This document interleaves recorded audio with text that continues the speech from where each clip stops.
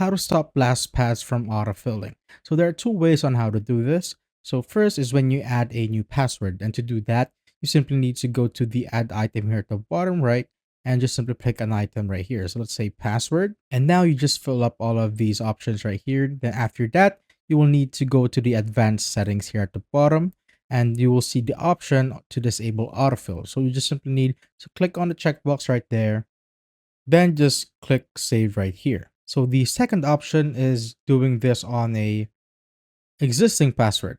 So let's say I want to disable or stop autofilling from this password. You just simply need to hover to that particular item, then click on the pencil icon to edit it.